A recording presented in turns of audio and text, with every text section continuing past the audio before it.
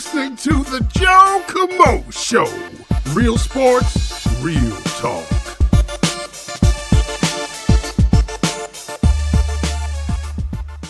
All right, episode 8, Joe Kamo Show. Special guest. Every guest is special. Annie O.D., what's happening? Not too much. How about you, Joe?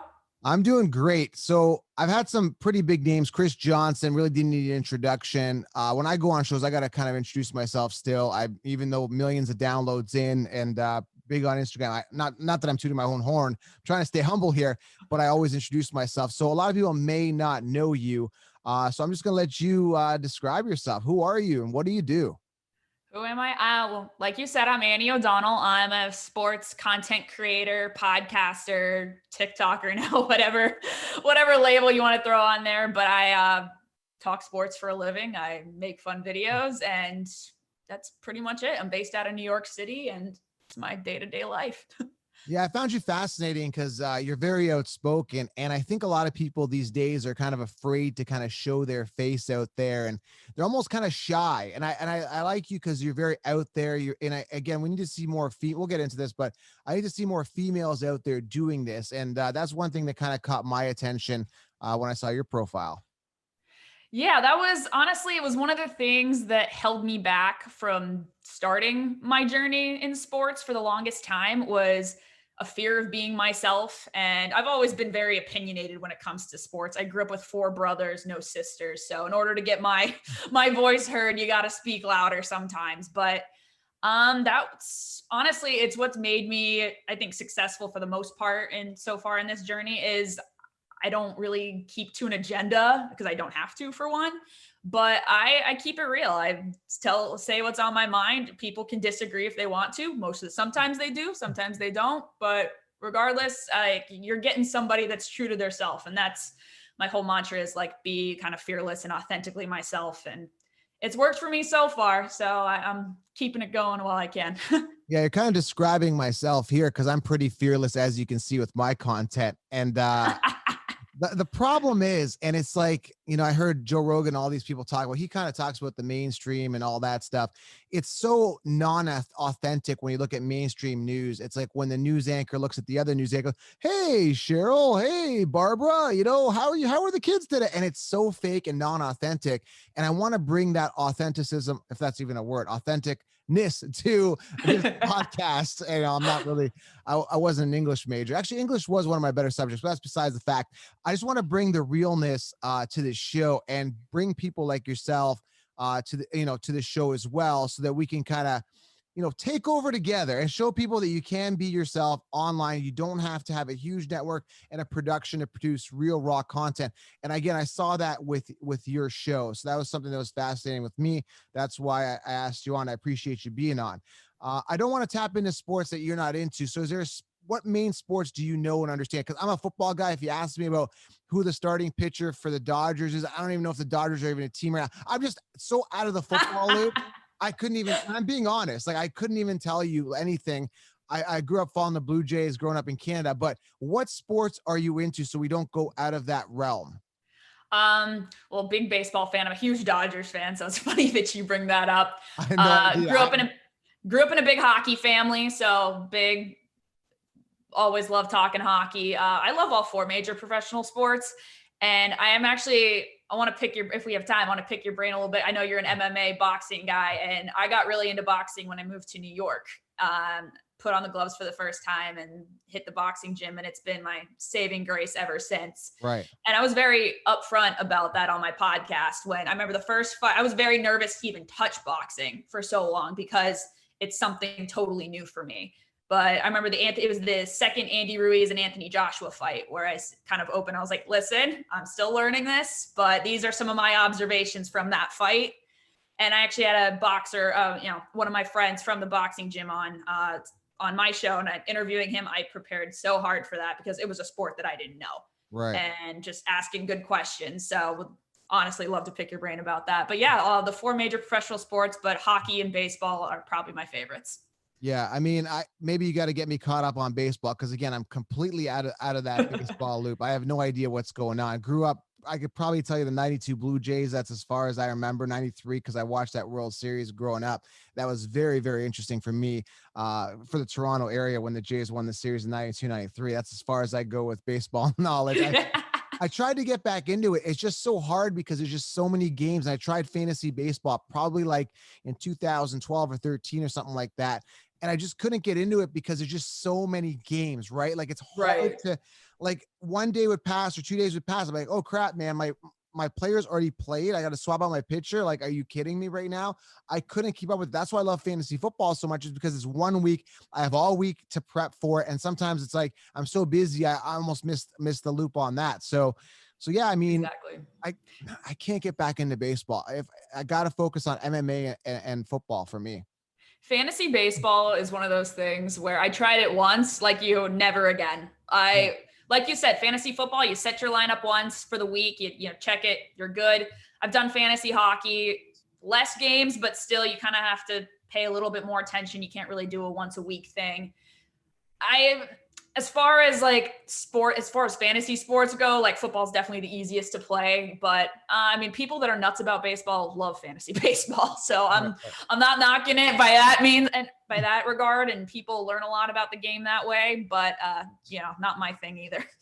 Right. So I want to talk about a little bit of football this season. What have you seen that's been completely crazy? To me, it's just been like injuries. It's been absolutely insane. And it's affected a lot of people's fantasy teams. When you look at like the first round draft picks from like it was like pretty much second round, but like Nick Chubb and like CMC, I think he got banged up with the shoulder again. I don't know.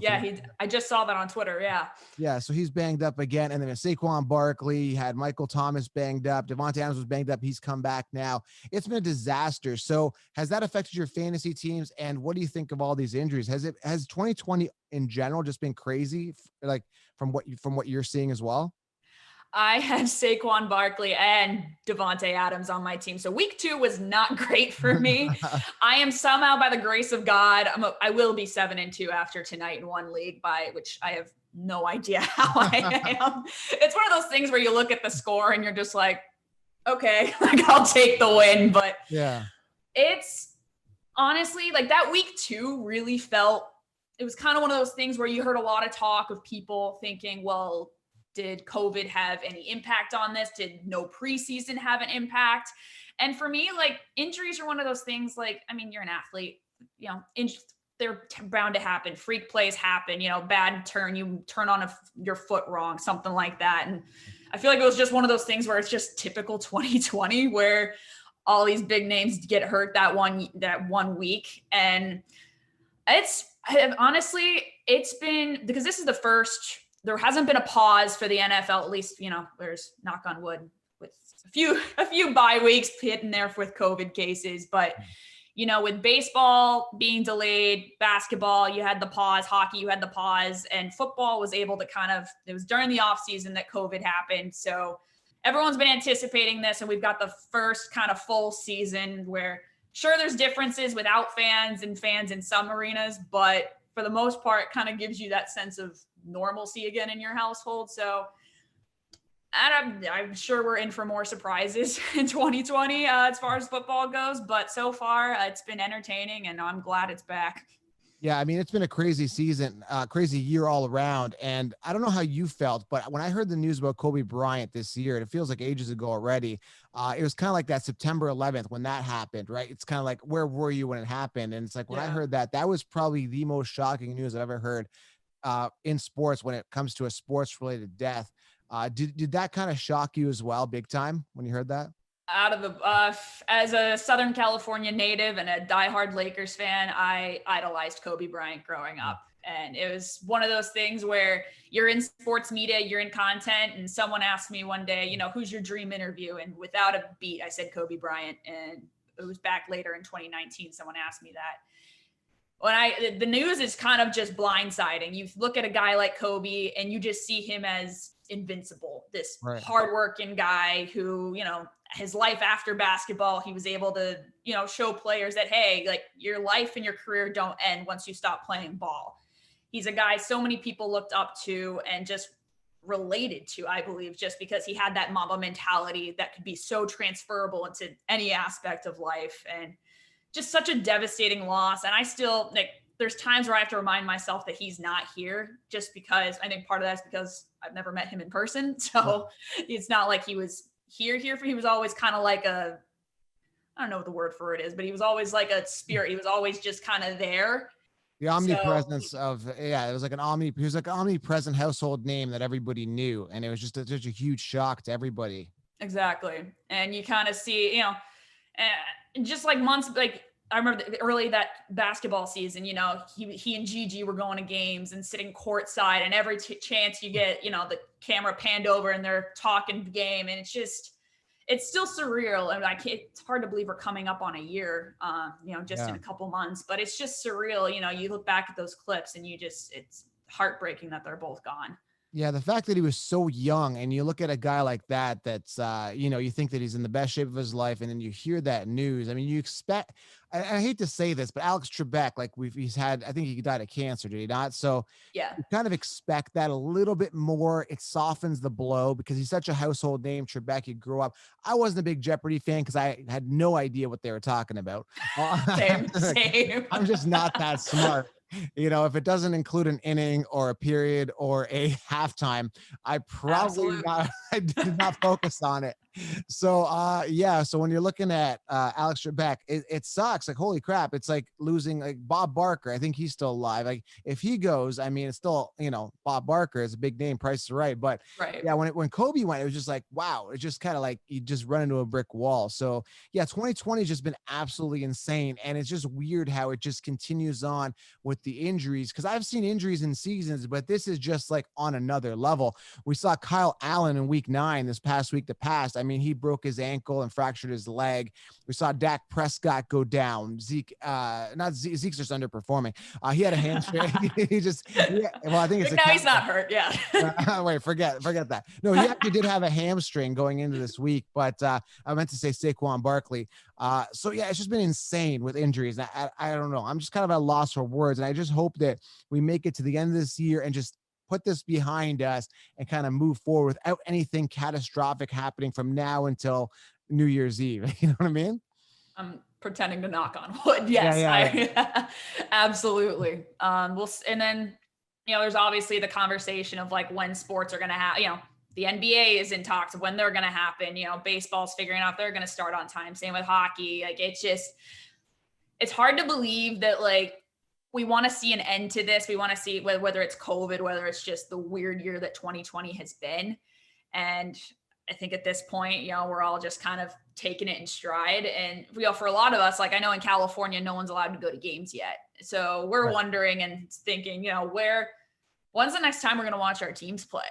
Right. And for so many people, sports it's an escape. It's their community. It's, how they interact and meet people they wouldn't normally come across. So being stuck inside, whether it's your apartment or your home, just watching the game rather than going to the stadium or going to your favorite bar, it's taxing on a lot of people. So by all hopes of that, I'm glad it's back. And there's obviously, thank God for social media and the internet where people can meet people and interact. Like, sports Twitter is alive. And like, I've met so many friends just through social media where you wouldn't normally come across, and all because of sports. So it's a good thing we have that community as well. Cause otherwise, I don't know. I know things would not be well for me. I'm just not a Twitter guy. I just think everybody's a keyboard warrior. And you can say I do that on Instagram, but there's a difference with me. Okay. Like we're going to go back to boxing in a second. So I don't know if you remember, we knew each other like a month or two ago, but if you're following my page, or I don't think we were following each other, but I had it out with Le'Veon Bell. I don't know if you saw that on my stuff, on my social. I didn't know. I keep talking about this on my shows, but it just keeps coming up. Oh, I kind of keep bringing it up. Long story short, I saw a boxing clip of him. He looked like crap. Like he's yes. Yo, me and my boxing friends talk shit on that. He's so clunky. Like, it's like watching bad form. Yeah. Bad form. Man, it's like, it's so robotic, and like watching it. So I went on there and I said, dude, like focus on, I don't know how I think I put it in a post or something, or I called him out. I go, focus on doing football, 'cause you're not doing a good job at that. instead of boxing. Cause like, obviously you need work on football. He came back and said something like, yo, you're out of shape, blah, blah, blah. Then he put me in his story mode. Then he realized that putting me in his story mode, cause he's got millions of followers, is helping my channel. Cause everyone, I was going to say, so then free press. then he took it down. I'm sure his agent got in touch with him. But anyway, the point I'm trying to make is a lot of people talk a lot of shit. I want to box him. Like I actually said I would train and box him because I've got an MMA background. I'm not the greatest boxer. Like I'm not here saying I'm Khabib or, you know, Adesanya or, you know, Mike Tyson in his prime, but Yeah.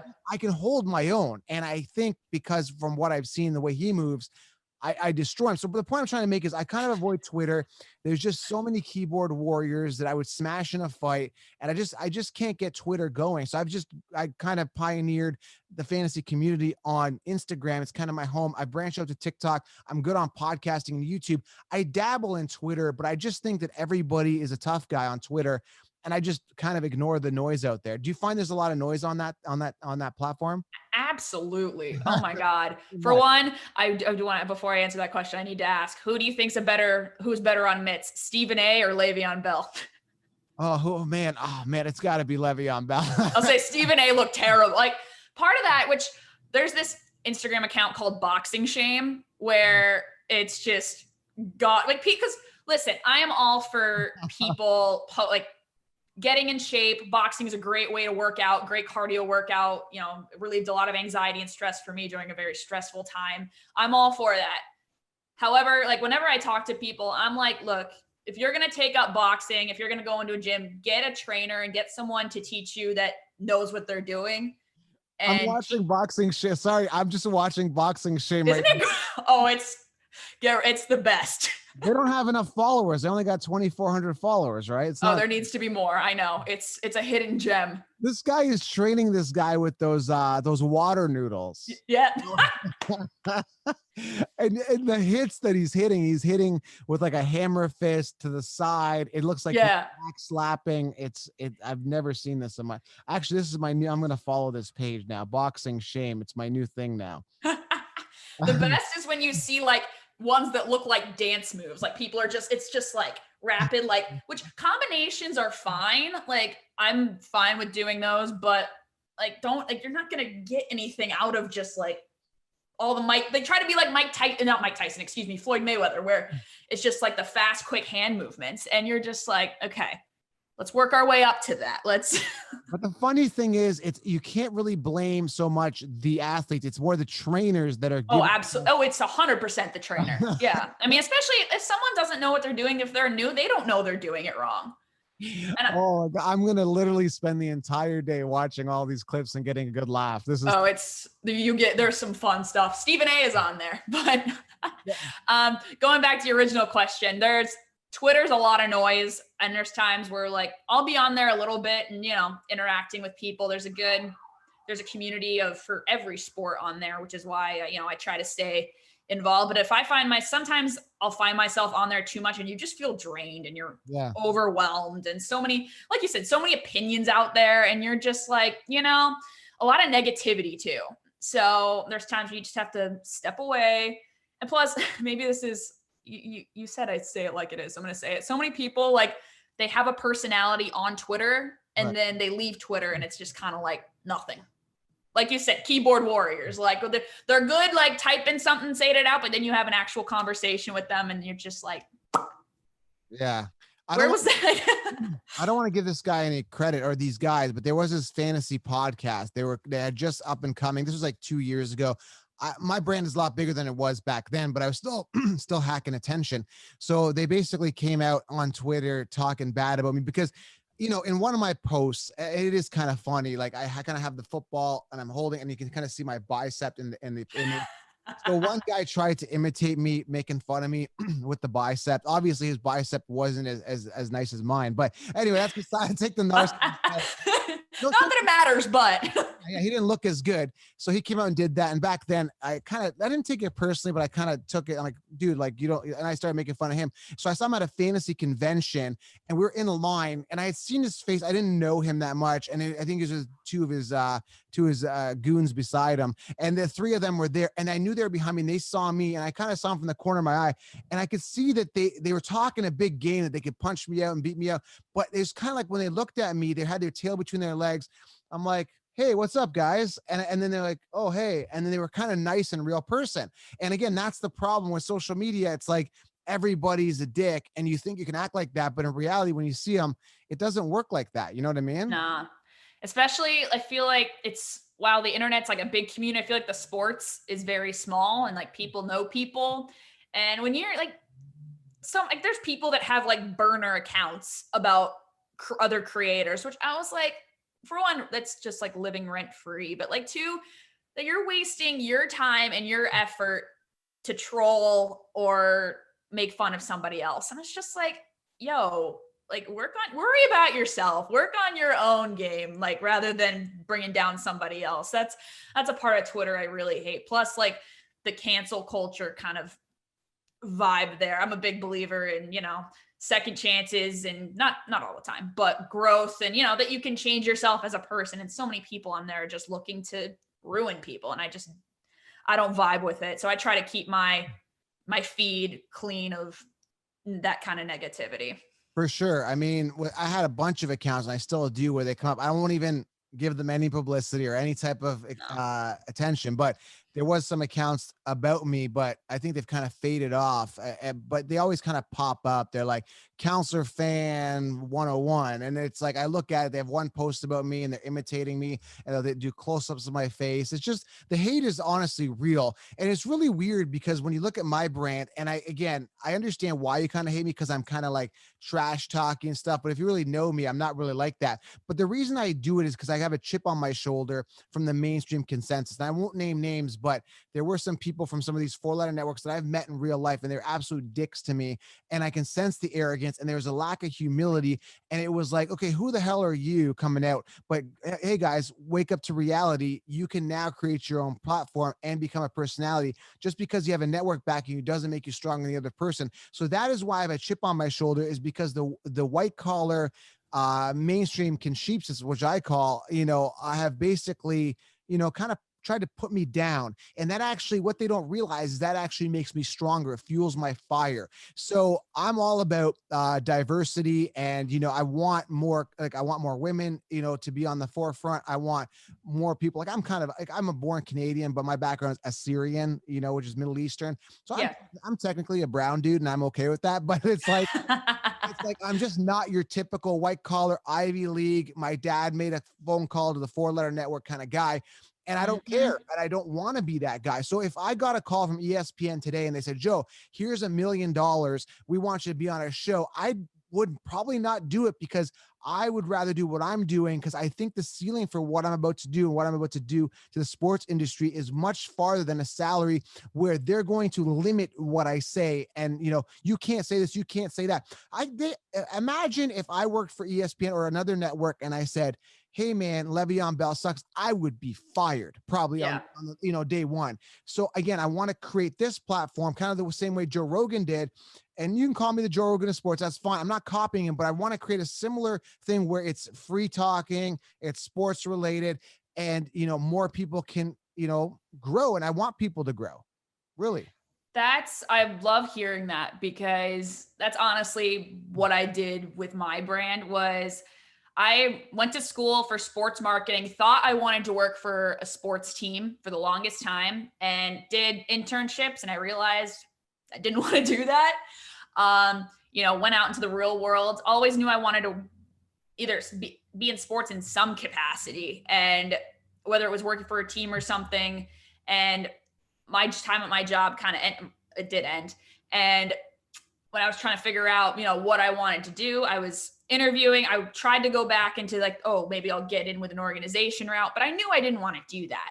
Right. And I remember getting really far down with one team, and I was sitting there for like a 4-hour interview, and I was sitting there like last round, so close. And I'm sitting there like, I don't want to do this. Like, I seriously don't. But so many times when people want content, when they want analysts or anyone making any sort of commentary, they either require that you've played the sport, which for like football, not possible for me, or that you have a journalism degree, which always, I was kind of there sitting there thinking like, why does a journalism degree mean you can talk sports? Like that's stupid for me. I'd rather hear from people that are passionate and know the game and love it rather than somebody that just, went to Syracuse or Columbia. So I paved my own way when there were doors shut and there was no way for me. I was like, well, you know what? I'll dig my own tunnel. I'll light the tunnel up myself. And so far it's been great. That's why like when so many people ask me, like I get like in DMs from college kids and they're like, oh, what do you offer internships? What do you recommend I start doing? I was like, listen, my path is very unconventional. It's not, cookie cutter, which nothing I've done has ever been conventional. So it's pretty on brand, but it's making your own way. And that's the best part about social media. I think amidst all the bad, there's the good where you can create your own career, make your own platform. Like you've completely created this. I call it an empire because it feels like it is with your engagement. There yet. I'm not happy. Like, honestly, I've built millions of downloads, and that's the thing. I can go to university right now or whatever, college, and I can get a marketing degree, right? And I can come to you and say, I got a marketing degree. Or I can say, hey, here's my Libsyn numbers or my podcast hosting numbers, Podbean, whatever platform you use. Here's my millions of downloads. Here's my Instagram. Here's my verified, not that you need a verified check, but here is what I've done here. Here's the, 6-figure plus salary I'm making off what I've been doing between sponsors and product. I think that is more powerful than here's my marketing degree, because I've actually gone and achieved those results. And to be honest with you, I think I feel the same way with you. That's kind of why I wanted to have you on. So everybody's like I'm really nice to the people that I have on because I kind of handpicked them and I said, hey, can you come on my show? Because I kind of see what you're already doing. I'm not trying to pick out slouches and say, hey, you've got 5 followers. Not that having 5 followers is even a big deal, but I can kind of see the effort. So many people say, hey, Joe, can I be a writer for you? Well, what have you done? Show me that you've done that. Right. But to be honest with you, I'm going to be straight up. I don't think that I would be fit for a mainstream network, nor would I want to be. Neither do you, because I think we're too alpha in some degree to be tamed by the machine, and that's just me. You'd have to tame me. The first week in, I'd be like, fucking turn that light off. I don't want that fucking light. And I wouldn't be like, not in an arrogant, I'm an asshole way, but in don't tell me what to do. Don't give me that script. Don't let me read that. I think that guy fucking sucked this week. You want me to tell them that he kind of gingerly went off? You played gingerly this week? No, he fucking sucked this week. Let's be honest. That's what I would say. So they just wouldn't be able to tame the beast. Nah, honestly. You're not fit for the Mickey Mouse network. Nah. And I'm going to smash them. I've actually created something called the Fan to Fan Network, which I should introduce to everybody there. But we've got all of the team ambassadors from every YouTube channel, fantofannetwork.com. It's pretty amazing. So we've got the top Law Nation from the Cowboys. We've got Chiseled Adonis. We've got all of the team ambassadors in one spot. We do a virtual tailgate.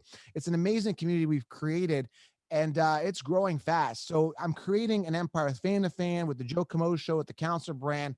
It's becoming its own little animal. And again, I'm not doing this out of anger. I'm doing this because I'm actually passionate about really helping people that have personalities that are not cookie cutter succeed. And again, that's what I love what you're doing, not kissing anybody's ass here, but I'm genuinely mean that I really like what you're doing. And I like that you're vocal and outspoken. And I don't think you should ever lose that. I don't plan on it. It's gotten me this far, and it's honestly the enjoyment just for so long, just being put into, I don't want to say a box, but for so long I was very hidden about who I was. I would let my sports love be known vaguely. And then when people got to know me, they were like, oh shit, you love this stuff. You're very passionate. I've never seen this before. And that's when my life changed, was when I really started to own who I was and stop caring what people thought of me. That was a big concern for the longest time. And then when I finally let go of that, was literally when my life changed. It was finally I know I've cursed a few times on your show, so my apologies if you need to edit. Okay. You said Joe Rogan. So I was like, all right. Yeah, so literally my motto is fuck them. I'm going to do me. At the end of the day, you don't pay my bills. You don't pay my rent. I'm going to live my life and do what I want to do and say what I want to say. If I want to say, like, I don't know if you're Canadian. I don't know if you're a big hockey guy though. You know, if I want to go on my show and say that Corey Crawford's a joke of a goaltender, I can do that. It's great. And it angers everyone that lives in Chicago. But honestly, I don't know if you're like this, and I feel a little evil for saying this, but like pissing people off kind of gives me a rush of enjoyment a little bit, ruffling feathers. That's why I love gritty and pesty players. That's why I love the Corey Perrys, the Brad Marchands in the NHL. I love guys that get under people's skin and make the game fun and entertaining, because I relate to that on a level. I don't want to say things that people want to hear. I don't want to say things that are just, you know, things that people expect women to say most of the time on these networks. Like, with all due respect, like you watch some people, like you say, on ESPN, on some of these things, and they say, you know, the politically correct things, you know, well, he didn't have the best game. Oh, you know, well, these little things impacted. You're like, no, like you said, he's flat out sucked. He sucked. Like, and here's X, Y, and Z. And here's an example. Everyone says he's elite. He's got 3 championships. No, like, let's look back. He had to get carried for those 3 championships. And I feel like a lot of people tell me, like you said, you know, you say, tell it like it is kind of thing. And I'm going to ride that because it's working for me so far. And that's why a lot of people ask, they're like, oh, what's end goal for you? Like, my parents' friends will always say, oh, this is good for her to find like a career. And I was like, no, this is my career. This is what I want to do. And I don't know what end game is yet. I'm still kind of figuring it out, but I'm having a blast trying new things and figuring out what it is. You just got to do what you love. I was just talking to my friend Ryan Dixon. Yeah, I think it's the episode before this. He was an MMA fighter. Then he had a bit of a downhill kind of trend, lost a couple of fights, and then he got testicular cancer at some point. I think it was before he started losing those fights. And he had said that his dad wanted him to be like an engineer or like a millwright or electrician or one of those. I think it was electrician. Either way, he said that had he figured out that he had testicular cancer after he had, like, if he had like gone those, because he knew that when he had testicular cancer, he had basically fought for 4 years, traveled to Brazil, Thailand, doing what he was doing. Had he gone his dad's route and said, I want to be an electrician, and found out he had testicular cancer, he would have been like, oh crap, man, shit, I just wasted 4 fucking years of my life doing what I don't love to do. So definitely, I think you should do what you love to do. And I think you're really good at it. I just want to give you some constructive criticism. I think that you should post more. I think you're not posting enough. Like, I'm looking at your Instagram. I know I'm not posting enough. I know for a fact I'm not posting enough. I feel like maybe it's more I have to figure out like what content I want to keep on because I have like the podcast Instagram and then my Instagram. And nowadays when people who follow me, they know what they're going to get. They know they're going to get sports. They know they're going to get maybe some like city, you know, basic girl shots, but for the most part, you're getting sports. You're getting my reactions, funny memes, whatever. So I do need to post more. I would be on there daily. If I'm you right now, I'd go to your main one, which is what is it? Sweet Annie OD. Okay, so I would go on there today and I would do a video. I would go on there and talk about week 9 recap. It doesn't have to be glamorous. I would just pick up your phone and just talk to the camera. And I would do it daily with the right hashtag. That's, again, you could take it for what you want, but I think your channel will blow up pretty quickly. Just because I think you've got that sharp personality and that outgoing personality. I think a lot of guys the armchair quarterback will gravitate to that. The armchair quarterback. That's actually how I first kind of got comfortable enough to want to launch my podcast. Is one day one of my biggest pet peeves with sports fans is the gatekeepers. Yeah. Is the people that feel like they need to, which we'll probably get into this in a little bit when we talk DMs, but the ones that feel the need to quiz you and like tell you, oh, you're not a real fan unless you do this, which for me, like back when I was younger, I cared about that stuff. But now I'm like, yo, sports are for everyone.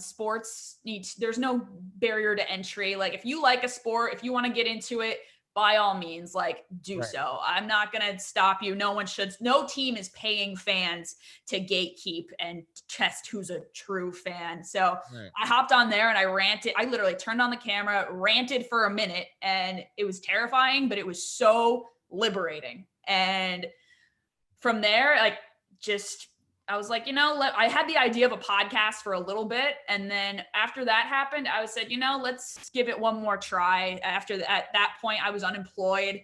I had gotten let go from my job 4 months prior and nothing was coming through. And I was like, you know what do I have to lose? It's kind of like one of those. I have a problem with authority. I don't like people telling me what to do. That's why I can't work for anybody anymore. Do you have the same thing? It's like the entrepreneur. Do you have this feeling like, who are you to tell me what to do? And that's not good enough. Exactly. I don't know if you're an anagram guy, but my anagram, I got the entrepreneur. I was like, yep, that's about right. Yeah, I don't like anybody telling me what to do. And that's another problem on why I could never, ever work for anybody anymore. And I remember quitting my day job. I was making about $100,000 a year. I guess maybe if you include bonuses and stuff like that, it was up there. I had a car allowance and I was making a transition. How I got into this was I was building this podcast while simultaneously building social media accounts. So I would do the marketing for social media accounts. And at that point, I had 3 or 4 accounts. I wasn't making huge dollars, but it was a leap of faith. But it was so liberating and it felt really good to tell my boss in a nice way, because it was actually the last boss I had was pretty nice. Actually, hey, man, I appreciate it, but I'm going to have to do this on my own. And it's still a grind. This was like 3 years ago, but I haven't worked for anybody for 3 to 4 years, and it feels so good.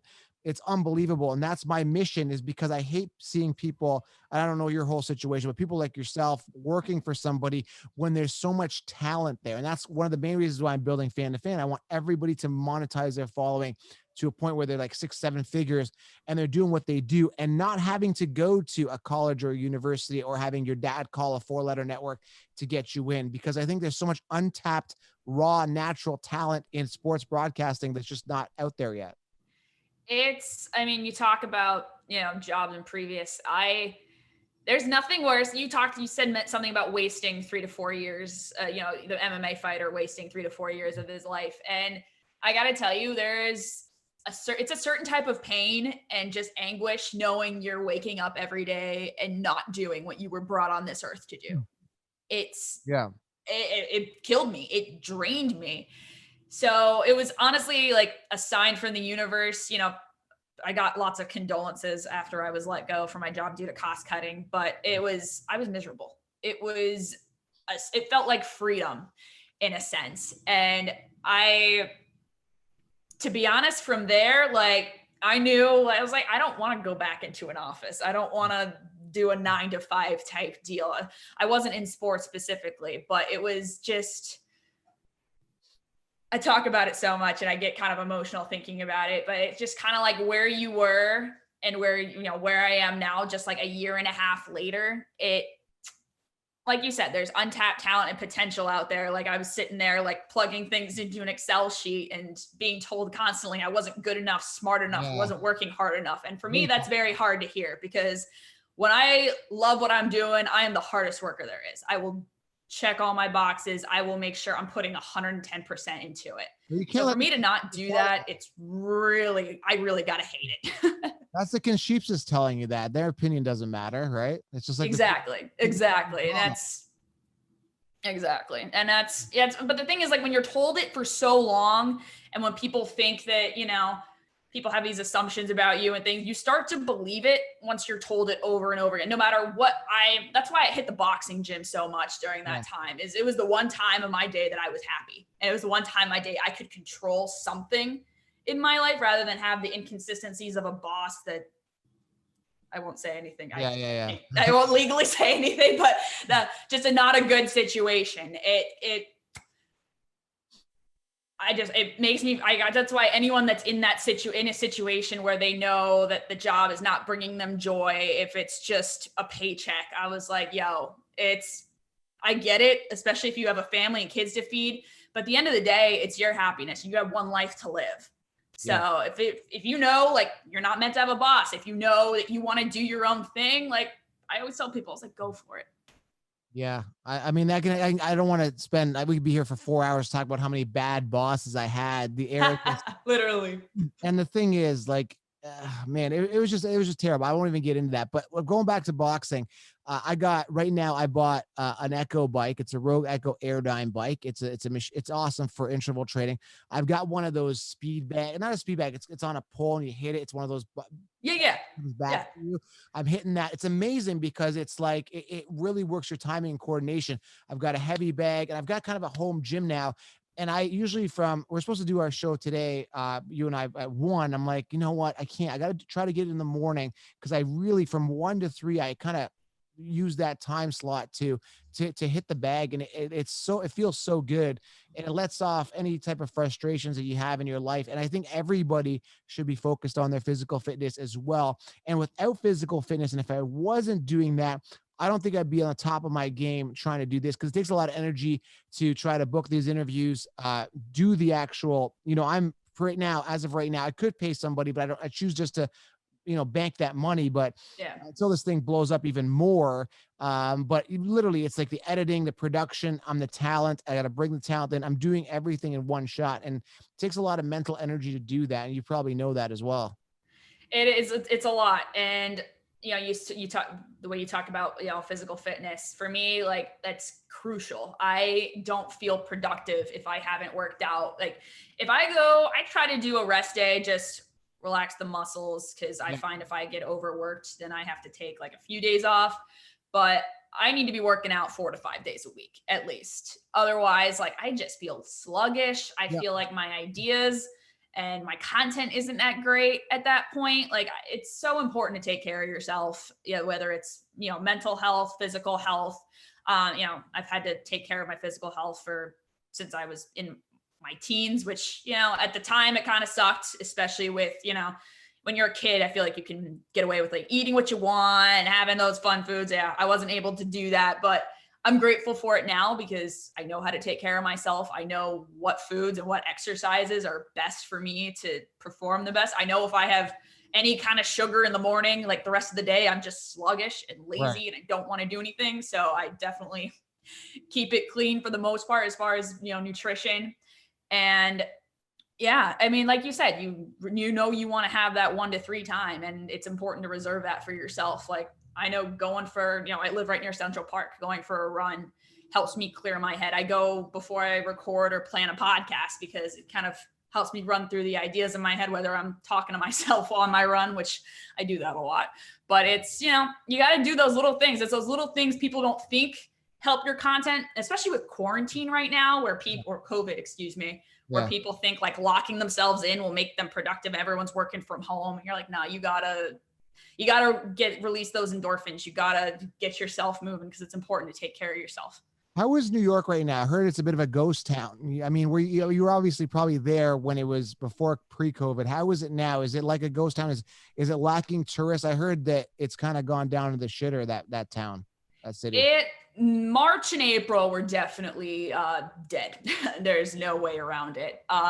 Once, outdoor dining started happening, is when things started to come back alive. For me, it never died. It's always been New York. But it'll be interesting. Once the weather starts getting colder, it'll be interesting. Luckily, I'm escaping to San Diego, my hometown, in 2 weeks for the holidays. So I will not have to worry about that, at least for about a month and a half. But it's been, at first, obviously the cases were very high here, so people took it very seriously. So in return, I'm masked up everywhere I go. I go on a run, I have my mask on. It's not necessarily the most comfortable thing, but for me, it's keeping myself healthy, my roommate healthy, and when I go home, my parents healthy. You have to wear a mask when you're out on the streets there? Oh, yeah. Oh, yeah. Really? That's crazy. Everyone's got to wear masks. Yep. Otherwise, you're out. I wouldn't dare go outside without a mask. Someone's going to throw a coffee in my face if I do. But it's, it's kind of everybody's pretty, you kind of look out for each other in that sense where it's mask on. I remember, there's time I've gone on a couple of flights, back to California, and I see things online where people like are just blatantly refusing to wear a mask. And like, that's just unheard of for me here, where I'm just like, it's like, I run 6 miles straight with a mask on. Like, you can sit still, you can go for a 20-minute grocery store run with a mask on. Like, it's just little things like that where I'm like, Yeah. Just put it on. Well, what are you doing in New York? How do you end up from sunny California to New York? How does that happen? So, there's a few stops in between there. I went to school in Pittsburgh. I wanted to go to school in a sports town. I knew I wanted to be in a city that just bled its colors of its sports teams. And there is no city like Pittsburgh when it bleeds black and gold. It was culture shock for me coming from a beach town in San Diego to see that, 30-year season ticket wait for the Steelers, priests wearing black and gold on Sunday. Right. And then after I graduated, I took an entry-level business job in Chicago. I knew I wanted to live in a city and I didn't want to live at home with my parents. And that's a different kind of sports town, but definitely a passionate one. I was there when the Cubs won the World Series in 2016. I know you said you're not a baseball guy, but I'm sure you knew when that happened. I remember that. I remember, I think Back to the Future Part 2 predicted that or something. Yes, they did. And then I knew I wanted to get back to the East Coast. Both my parents are from New York, so I always loved the fast-paced mentality. I never thought I would live in New York City because everyone talks about how expensive it is and dirty, and I just never pictured it for myself. But a promotion within my old company happened, and it happened to land in New York. And I was like, you know what? I'll take it. I did not like the job. I hated the idea of the job, but I was like, no, it'll get me to where I want to go. So ended up there. And like I've said, the first year and a half was not good. And I really didn't get to enjoy. That's why like I said, spent so much time in the boxing gym. It was my way of enjoying New York. It was my community because, the rest of the 40 hours a week were awful. So I really enjoyed New York once that ended because I was able to be a kind of freelance and work on my own time. But it's there's a reason they call it the greatest city in the world because there's no place like it. It has its days where you're like, God, why do I live here? Like when there's a jackhammer outside, like 9-10 o'clock in the morning. But the energy, sports fans are interesting here. Very interesting. But other than that, it's nothing like it. I'm watching your boxing video where you're hitting the pads and you look better than Le'Veon Bell. I'll take it. Thank you.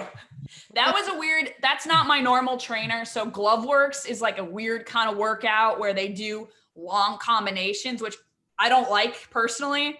I'm a power puncher. So my favorite combination is like the left uppercut, left hook. I love a good double left, but like, that came out wrong. You look much better than Le'Veon Bell because it's not really a compliment to look anything like Le'Veon Bell when you're boxing. Very true. So, that's one thing about boxing that I didn't know. And part of, vulnerability is something that I've definitely worked on as far as starting this going and putting myself out there. But I never put on gloves in my life. So walking into the gym for the first time for a technique class, I was like, holy shit. Like I had to, as an athlete, like I played sports growing up and I'm just kind of naturally athletic. So walking into something and preparing myself to just be beginner level was a test. It was a challenge for me, but I kind of put my head down. I focused and took, I think like 4 technique classes a week on top of regular bags and kind of hit workouts and stuff. But I know I'm not the best boxer. It's only been 2-3 years, but I absolutely love it. And there's nothing like beating the shit out of a heavy bag on a bad day. I tell people it's like if you can't get to a shrink, put on some gloves and just beat up a bag. Yeah, it definitely feels good hitting the pads. That's something that I found is a big release for me. Yes. But let's go to that DM topic here. Let's be honest. So a female being on Instagram, especially in the sports industry. So I'll tell you what my DM looks like. It's kind of like, well, aside from the hate stuff. So my hate looks like this. Hey, I hope you die. Hey, I hope you're a piece of garbage. There's a ton of stuff. How could you say that about my player? How could you do this? So you've got your haters. That's one part of it. I delete and block some of those guys, or I just ignore it. The other part is like, hey, Joe, who do I start? Quick, tell me, who do I start this week? That's probably like 95% of the DMs. Hey, at 12:50 before kickoff, 10 minutes before kickoff, they're asking you that. Yeah, like it's like, honestly, I'm not just tooting my own horn. I try to stay humble, but I've probably got, I don't know, 10,000 pending DMs. Like I've gone, sometimes I'm going to be nice today. I'm going to answer like 20 DMs. I go and I hit refresh. It's like back to 99 on the inbox. I'm like, oh my God. it's like nonstop, but it's like, yo, tell me who to start. Yo, quick. Quick, like, dude, like, how am I going to see that? Like, so I see Yeah. 5 minutes, like, 5 days later, I'll check my DM. Like, oh my God, there's this guy. He had messaged me like 2 weeks ago saying, yo, quick. I'm like, you think I'm really going to get to that? But here's the crazy thing. Quick. Yo, quick. Yeah, I get that all the time. But the thing is, it's like when I first started this back in like 2015 and I was on Instagram, I vowed to try to get to all DMs. And my friends like, oh, there'll be a point where you can't. And I just thought I would always would, but it is absolutely physically impossible. I'd literally have to just quit everything I do in my life and sit and answer DMs for free. And I just can't do that. I can't afford to do that. But again, that's what kind of my DM looks like. And it's like, oh, I'm a big fan. I'm a big fan, stuff like that. That's kind of the extreme. With you, I don't even know, but I'm going to guess it's something along like, yo, you want to go for a coffee? Like, I'm like, do you get hit on a lot? How does it work? How does your DM look? I'm really curious. It's a mix. It's definitely a mix. There's certain people like that follow you and you just kind of, if you restrict them, they go into the DMs, into the DM requests, but lots of, no one asks to go for a cup of coffee. They usually go for a drink. It's lots of marry me's, which I'm like, okay. Wow, who are your favorites? Like, who are your favorite sports teams? Like, who would you pick out of this? Like, lots of the quizzing stuff in there. They're trying to be subtle. They don't want to go for the direct shot. They're just trying to work it in. They're trying to ease in the game, right? Exactly. Like, there's, like, I remember I'm not a big dating app person, but I remember beginning of quarantine, I was like, I'm bored. Why not? Like, joined them, which I can't stand because I just find myself like sitting there. I'm like, nope.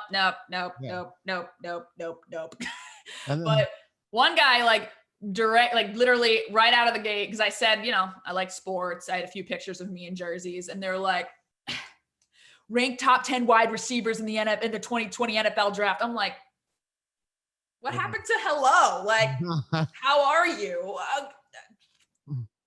I was like, I'm not here for that. Okay. They're trying to be different. They're trying to be different so that it doesn't sound so like it pops out to you. Like if everyone's like, hey, yo, what's up? My name is John. It just doesn't seem as appealing. I get that. And it's so funny. And maybe it's like the guy girl complex, but like joining, like, I don't think about that too much, maybe because I don't shoot my shot too much in the DMs, but there's so many people being like, oh, I want to be different. So she notices me. I was like, I got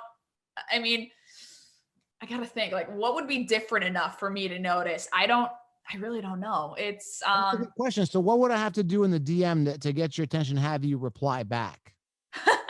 I'm testing you today. Okay. I want to say, what's probably after this, they're gonna probably if they listen to this, they're probably gonna try it on you now. Oh God.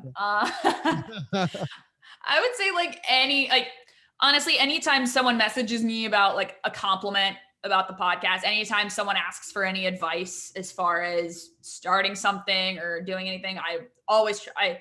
My belief, kind of like you, like sending the elevator down, like you've gotten where you are, you want to grow the network, you want to help other people grow. So anytime, and I know how scary and intimidating it can be to sometimes reach out to people. I remember doing that on LinkedIn, and you're just like, I feel so awkward.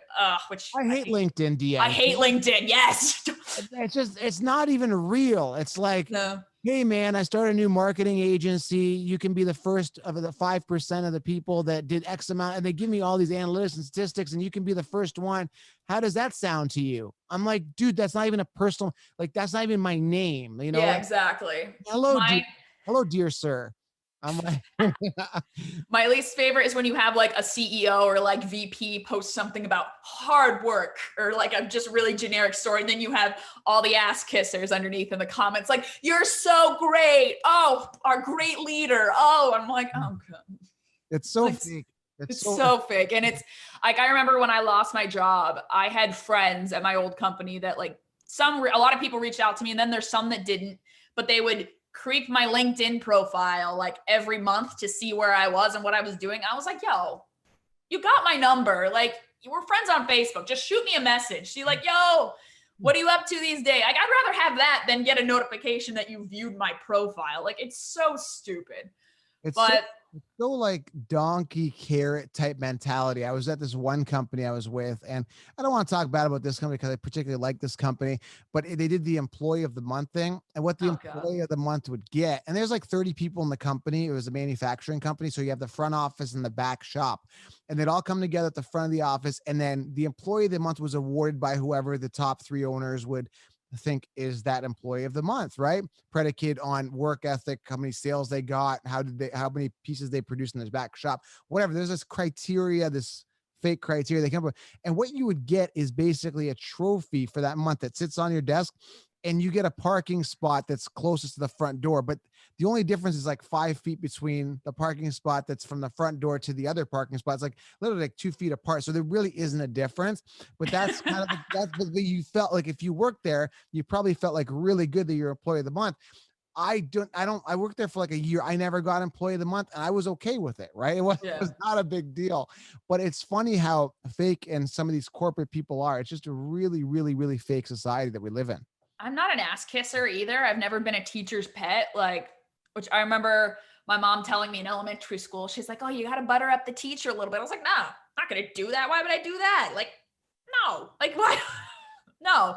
But going back to the I was trying to think of others things. I'm a sucker for a good cheesy pickup line. I like anything that's creative, nothing gross, like nothing just vulgar. I don't like that, but like something quirky. I'm like, something for like a good laugh. I'm a sucker for 90s sports movies too. So anything about, The Sandlot, Mighty Ducks, Little Yeah. Giants, I love. Like that's a lot of my TikTok content that's gone viral is based around 90s sports movies. I have this talent where it's very easy for me to memorize movie lines and song lyrics. So I was like, I saw this trend on TikTok where people were just talking along with movie scenes. I was like, I can do that. So I just for fun one day set it up. The first one I did was the Miracle, "Why'd you want to play college hockey" scene. And Sure. that one did really well. But the best one that's done it still to date, like I get comments and likes and stuff, is I did the D2, the Mighty Ducks scene, the Ducks Fly Together one. So I have very strong opinions about the Mighty Ducks trilogy. So any kind of slide in about that, like little things, like if you talk about the things that that get me going and that I'm passionate about, I'll more than likely answer those. Did you Like did if you, you, did you run today? Because you look really tired. Did you have a long run?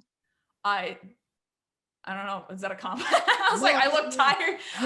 Because you've been running through my mind all day. That's so. That's one of the so like something like that would work. Yeah, I was like, dude, fuck you. I did not get a lot of sleep last night. I was drowning in football highlights. So I was like, do I look that bad? Well, no. I just because when you say no, that's great. There's another one when they come up and touch the back of your thing. Let me see that tag behind you. You must be made in heaven. See, like that cheesy, like is it corny? Yes, but it's like a good way, like ice, like you said, how much does a polar bear weigh? Enough to break the ice. Yeah. There's another one I used to do, or my friends did at the bar. This was like years ago. We used to come up, and I would actually go up and I'd take the ice out of my thing and I'd break it right by their feet, and they'd be, what'd you do? I'd be like, I just broke the ice. You know what I mean? Like, broke the ice right by their feet or like on the table. It was great. I love it. Oh my God. Yeah. But yeah, anything creative, or if it's just like wanting to talk sports, like that's one thing. Like I get a lot of people from TikTok that come over from Instagram and they're like, "Yo, love that video. Like, what do you think about this?" And I'll be like, okay, like respond to that. I try to be good about the DMs, but sometimes they're just creepy, and it's just creepy dudes. That's the majority of my DM request, and you just hit the delete button. You realize pickup artistry is a thing, right? Like it's a thing. Oh, it's I mean, not a lot of guys are very good at it from what that have come across in my life, but it's an art. It's a specialty for sure. Yeah. So before I was married, I knew all of the tactics. I hate to talk about this on the air because, it is what it is, but there's so many there's terminologies, right? There's like peacocking, which is like where you come in, you completely stand out and you look really unique and you get noticed. Then there's like sets. So like there's 2 sets and 3 sets and 4 sets. What, you know what sets are in pickup No. artists? So if you're with a girl, you're a 2-set, right? Like if you're hanging out with your girlfriend, and Okay. if you have 2 girlfriends with you, it's a 3-set. So it's like, so if I'm talking to my buddies about, hey, check it over there, look at 11 o'clock, there's a 3-set at 2 girls or 3 girls or whatever it is. And then basically you do approaching of the set. So when the 2 guys approach your set, one guy has to handle what they call, it's been so long, but it's like, you're basically your wingman. So my wingman takes on your wingman, distracts you while the other one's working the main target on the set. No, there's a whole thing to this. Like, it's huge. Like, it's a whole thing, right? Oh my God. So basically you take turns on who's going to open that set, right?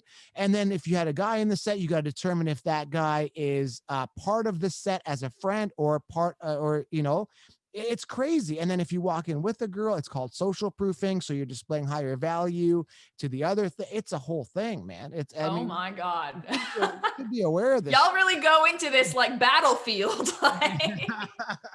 It was never fun. It wasn't like, hey, let's go grab a few drinks. But the more and more pressure you put on yourself, like, you never want to. And another secret is, to all the guys listening, because I know a lot of guys are out there and may not have the confidence to do this. One secret is you cannot make it look like you're hitting on the target. You just can't do it. It's got to be subtle, and it's got to be in a form of just like, you're not approaching to kind of, you're just basically going in there, and you got to make them look like you're not hitting on them. That disables their natural defense mechanism of pushing you. Does this make sense to you, or does this? No, it does. Absolutely. I agree completely. It's, You gotta be subtle. It's absolutely. And I think for me, like, maybe like there's back pre-COVID, I used to go out and watch games like by myself at a bar, which I know makes it easy, which is why lots of targeting happened there. But I mean, I always like, when the conversation flows, when it's really natural, and it's just like, if someone wants to come up and it's like, hey, like, introduces themselves just normally, and I always respect it. I'm always respectful back. I know not every girl is like that, and there's girls that are like, creepy, but you don't want those girls anyway. It's, look, it's terrifying putting yourself out there and approaching somebody. So I always, whether I'm attracted to the person or not from first glance, I will always say hi back, introduce myself, have a conversation here and there. If I'm not feeling it, I will say, nice talking to you, have a good night. Or if it's going well, stick around for more conversation. Any single guys out there, if you want any advice, DM me. That would be a different thing, because I'm not known for giving advice on that, but I could definitely help you. I'm all about people finding the right person, and you can do this in a harmful way where you're out there and you just want to bang a bunch of chicks and stuff like that, or you can do it to find your future wife, which is kind of what I would want to do, is help people break out of their confidence, because there's a lot of single people out there that want to find the right person, but it's hard to find the right person. I think part of that is isolation. You don't want to isolate yourself. You want to break yourself out of your comfort zone. I've done that with entrepreneurship, but you also want to do that in relationship, because you got to put yourself out there one way or another, to attract that right person. So, all those guys in your DMs, man, maybe, I think they've had the wrong approach, so hey man, I'm gonna, and I bet you after this, it's like, I had another girl on my show months ago, and they're like, hey, you should bring her on more, we want to see her more. It's like, don't be a creep, dude, man. Like, they know sports, that's why they're on the show. This isn't like, Instagram model. And that's one thing that bothers me with Instagram models. It's like, looks are great, but it fades, and it's just picture after picture after picture. My first question is, who has time to take all these pictures of you, right? Like, it's a lot of pictures, and it's a lot of narcissism. I want to see, for me, I mean, a lot of guys like that. That's why they've got 1 million followers. For me, I want substance. I want personality. I want to know what's going on. I want that say something intelligent, because the looks fade after 10 years. Then what?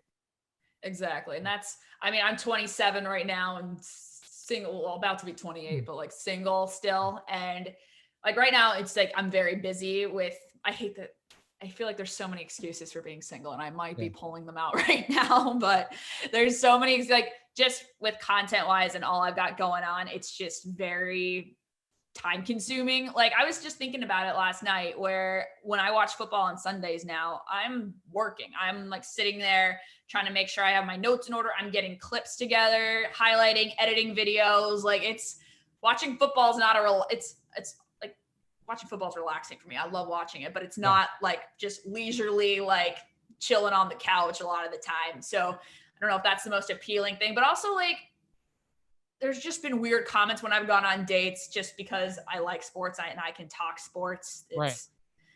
Some guys get very intimidated by it. And I've gotten so many comments from women, especially being like, oh, you have to be careful because you would like scare off guys. You intimidate them. And I'm like, I'm not changing like, if you think I'm going to put myself out there on the internet and do this, like for my career, if you think I'm going to change that so a guy can like me, absolutely not. No, you got to ride this energy. You got to be on for the ride. You got to, be down with the game, especially.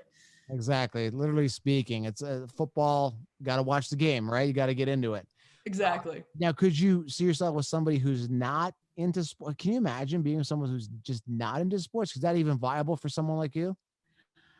I've thought about it, and that's people have brought that up before. And for me, like, you don't have to be a huge sports fan. You don't have to be like die hard, which I don't want a fanboy. Like, I don't want guys that like go to every game, like like with all due respect, like I don't need like a fanboy doing their thing because just with my career and everything, it's just, I don't do that. So I just don't think it would be a good match if that were the case. But, I forgot where I was going with that. Could I see who wouldn't like sports? I think because it's something that brings me a lot of joy and it is a part of my career. It is my career that there would need to be some level of interest, and you don't have to be crazy, like I said, but some level of interest just for one, because it is my line of work. So I want someone that's going to support me and hype me up when I need to. But as far as like not liking sports at all, I don't see it. So super fan is definitely out. Hey, wake up, good morning. And you guys like chest pump each other. It's, I get being, trust me, I'm passionate myself. I get it, but there's just like, there's times where you go, like you'll talk to a guy and you go on their Instagram and it's just like some of like, they're wearing the candy stripe pant, the overalls, the wig, the half painted face. I'm just like, nah. It's like, have you ever seen Fever Pitch with Drew Barrymore and Jimmy Fallon? No, I haven't actually seen that one. So Jimmy Fallon's like a huge Red Sox fan, and they're beginning of dating Drew Barrymore, and Drew knew that he was a big fan, but his apartment is like Fenway Park themed. Like it looks like a gift shop. And then she goes home to see her parents and they're watching spring training games. And there's like Jimmy Fallon and his friends just being total idiots on live camera during spring training. And you're just like, oh, like I feel that. Like as if that were me, I'd be like, nope, absolutely not. I'm just curious. I don't know if you think this is weird or not, because I kind of like talk about my previous guests in a positive way, but I had a guy, I don't know if you saw it, the Mr. T Intimidator guy. Yes. Yeah, the entertainer guy. I'm actually going to get the Macho Man imitator guy or entertainer guy. I'm really curious to see, like, would that be kind of weird to you if that's what they're passionate about?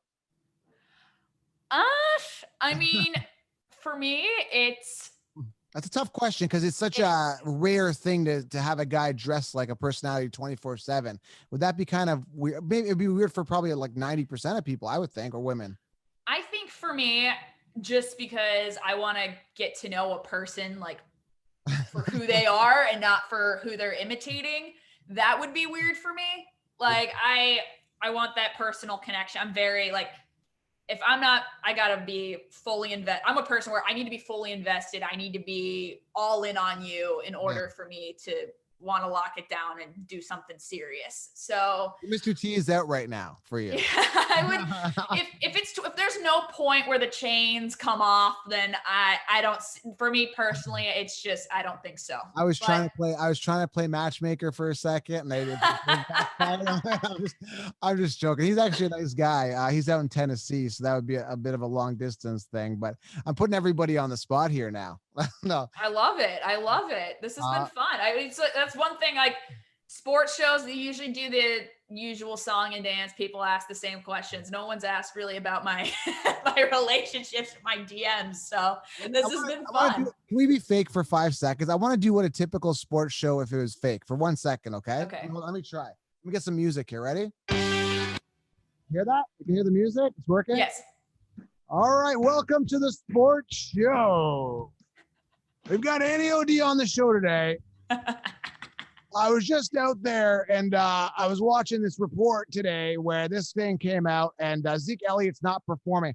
I really want to hear your thoughts on Zeke Elliott's performance this week because, from what I'm seeing, it just hasn't been good. What are your thoughts? Like, that's what you're going to get. Like, it's literally, like, there's no pickup artistry talk. There's no realistic talk. It's just not. Like, I literally did not plan this. There's no notes on this. There's no filter. Like, I'm just kind of just talking off the top of my head. Like, who would ever thought I'd go into pickup artistry? I just kind of where my brain was going.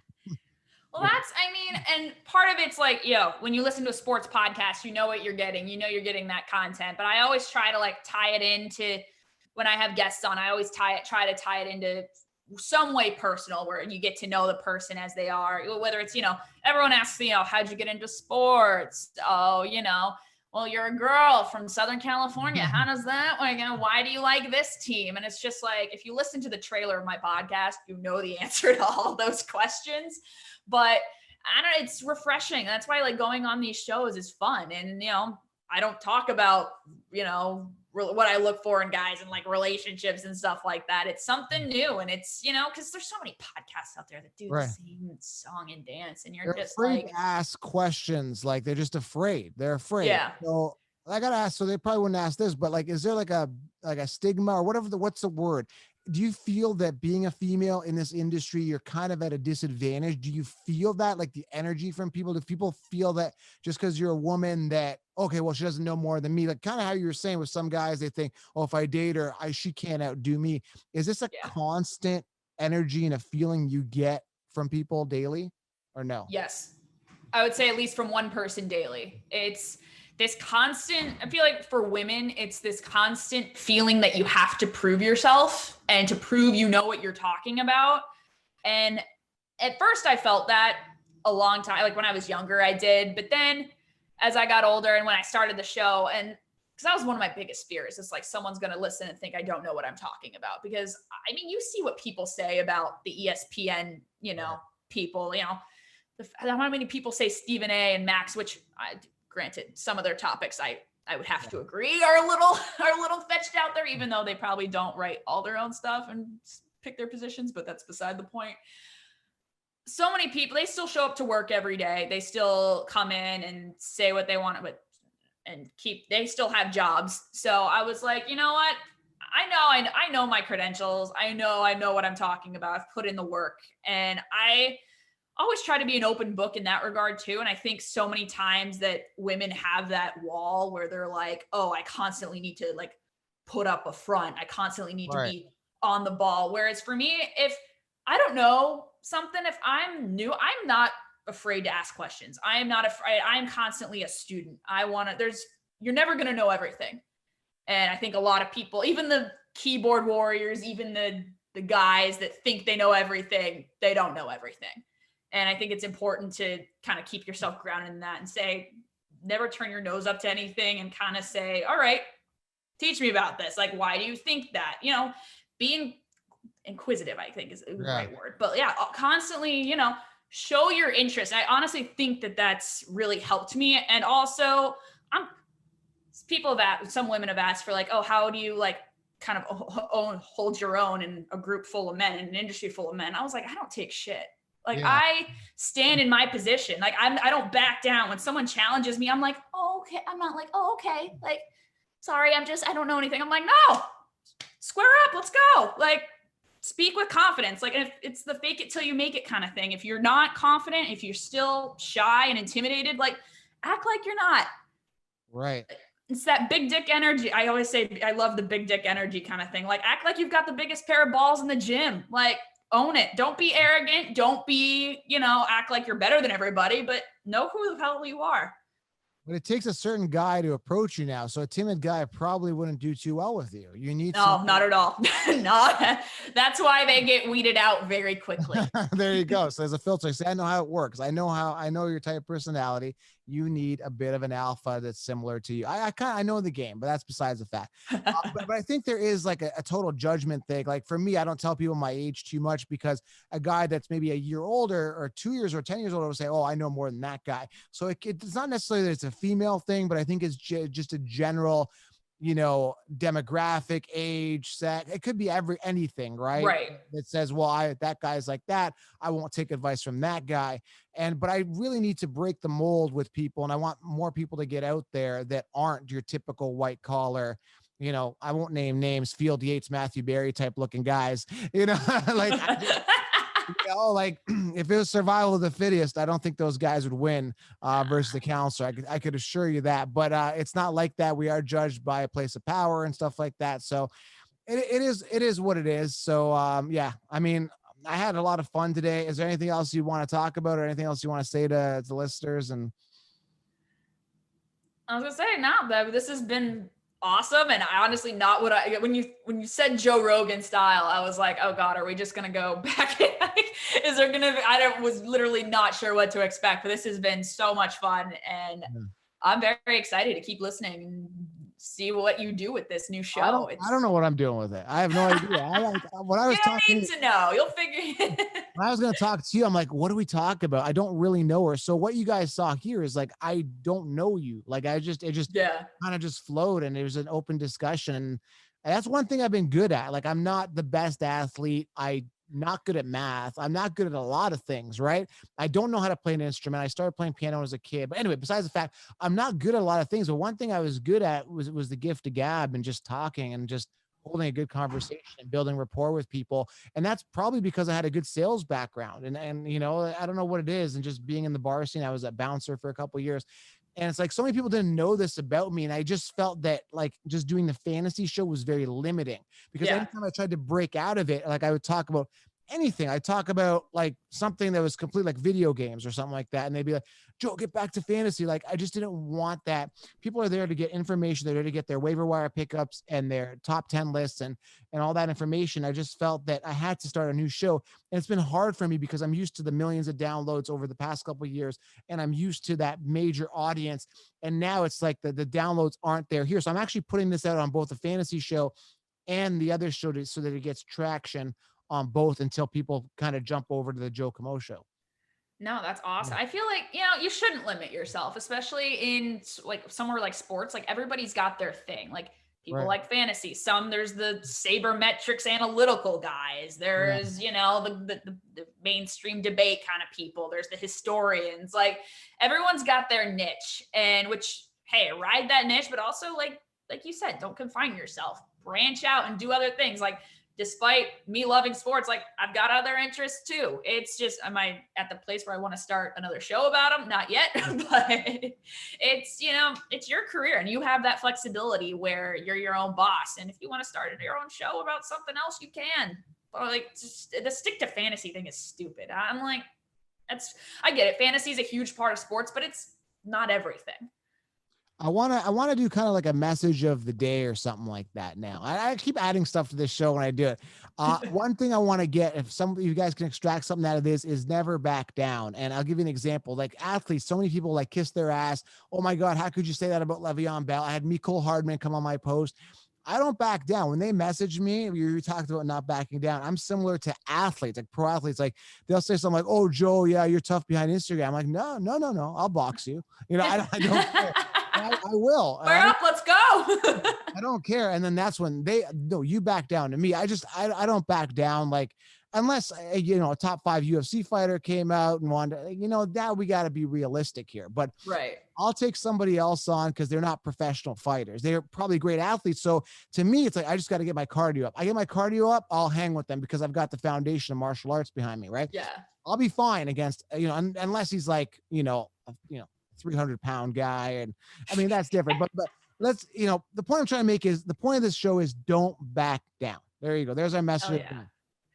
I don't know. You bring that. I know we're trying to wrap this up, but one thing I thought about was anytime like Instagram or like TikTok, wherever, you get the comments or someone like bites you, like says something snarky about your opinion or says something about you and you reply back with something, you bite back. And most of the time they're like, oh, I was just kidding. Like all love, like, I'll love you. And I'm just like, That's right. That's what I thought. And we don't got to wrap it up. I don't see a producer in the background. I keep this going. My friend Ryan, who's on the show prior to you, he said that he was like 15. But I don't think we shared it on the podcast. We talked after. I don't know if he wants me to share it. But anyway, he was like 15 years old at the time, and he's working as a waiter. And then some rich guy came in. He pulled up in his Jaguar or whatever, and he was in a position of power. And then basically he ordered some dinner or something like that. And he was really mean to my friend Ryan, who was a waiter at the time. He's like, "Get me the ketchup." Right. And then Ryan's like, okay, yeah, I'll get you the ketchup. So I brought him the ketchup, put it down his table. And then the guy didn't say anything. And Ryan leaned in an alpha male type posture. And he goes, "You're welcome." Right. And the guy goes, oh, sorry. Yeah. Welcome. So he kind of, the point I'm trying to make is that everybody's got power if they know how to tap into that. And a lot of people just, back down and they're submissive. You don't have to be submissive. Stand your ground, and not in a violent way, but stand your ground in a way to say, I'm here. I want that respect. I demand that respect. And you're going to earn it, because you'd be surprised. A lot of guys will put their, tail between their legs and run the other direction. It's like the guys that, on the street, the road rage, right? They'll just honk at you and fuck you, screw you. And then sure enough, like, come out of the car now. No. And they drive away. So yeah, I mean, just basically stand your ground. Don't be violent, but stand your ground in business and entrepreneurship and what you believe in, if you believe it's right. Absolutely. That's one thing I look back, at my time. I did sales too in my first gig. And I look back, and that was one thing I wish I could take back that I did, as like, I didn't know that I could stand up for myself in regards to, because I was in a new position, new job, new manager. I wasn't sure how much leeway I could give, but I gave too much leeway. I compromised so much of myself where I didn't stand up for little things like, hey, I need to hit the button. I have a training session at 6. I got to be out of here at 5 o'clock. But that wasn't always honored all the time. And there's, little things like that where you just got to make boundaries and draw the line and fight for yourself. Like you said, stand up for yourself and, stand with 2 feet on the ground. So I love that message for the show, and it's transferable in any industry and any aspect of life. Yeah, we're not taught that though. In school, we're taught to conform, put your hand up. And I know there's got to be some sort of law and order, and I get it, but we're just taught to, break our natural instinct to really break out and do things that we're meant to do. It's just, I think society plays a big role in that. And I said, screw society. I'm just going to be myself, and it is what it is. I should have broke out a bit sooner, but I guess it is what it is. I broke out a little bit later in life, but hey, I mean, it took my 20s to really figure that out. So I'm here now. And that's all that matters. Can attest to that. I'm in my late 20s, and I thought that I was too late to the game, that I didn't major the right thing in college and didn't do the right things when I was 22, 23, but it's bullshit. You can recreate yourself and create the life you want at any age. And I 100% believe that. Is it easy? No. Like, once you make the decision, the hard work, it's making the decision and making the first move is hard, but the work comes after. Over the past year, I'm coming up on my 1-year podcast anniversary. And I mean, the hours and just learning and figuring out what I was doing, like it was so much work, and worth it. Absolutely. Like, wouldn't change it for the world. It's just, I feel like, we talk the whole time about, not having a boss. And I thought about that in college and in high school. I was never taught what things is a boss able to tell you and able to impose on you? What limits do you have? Like, oh, boss says you can't leave at 5. Oh, you got to listen to that. And I learned that, no, you need to take control of the situation. Otherwise, like, I wasn't getting paid enough. I was junior enough. Like, there were times where you're barely paying me enough money to live in New York City. I am not going to spend over 8 hours a day, more than 8 hours doing a job that you frankly don't pay me enough for. So I feel like if there's anyone young in high school and in college listening to this, just know that a manager does not have the right to control your mental health, your emotional health. You reserve the right to have a life outside of work and fight for that right. Yeah. And I think once you break out, you realize that you don't have to exchange your time for money, right? That's what you're doing when you work on a salaried job. And I'm very grateful to have broken out of that. And it really hit me when I went to a Christmas party at that old company I went to. And I just went to visit them on a Christmas party. Like, hey, I had a free lunch there and stuff. And I went there and I sat down, had the lunch. And I was like 2 years into my entrepreneurship venture and I was on my own. And then the manager came out and she's like, "Hey guys, when you're done your food, you guys can go home." It's like, oh my God, it felt like you can tell me I get to go home now. It's like, oh my God, just that feeling kind of hit me. And that's when I'm like, oh my God, I would never work for anybody. That person is telling me when I can go home. Yeah. It's just, I don't know. It's so, I'm so grateful to be doing this on my own. I hope that people can get inspired, but for some people it takes pain to break out of that. For me, it was the loss of my dad that really woke me up and said, I don't want to settle. Right. That was back in 2015. I won't get into that in this show because that just opens up a whole thing. But that was a big driver for me, was losing him suddenly to a heart attack. And it just really propelled me to just not settle, because we came from humble beginnings. And yeah, so yeah, I mean, that wraps it up, guys. I can go on forever talking, but I mean, if you guys, like the show, make sure you guys are following. And Annie OD, by the way, OD, just, do people get that confused with overdose at all?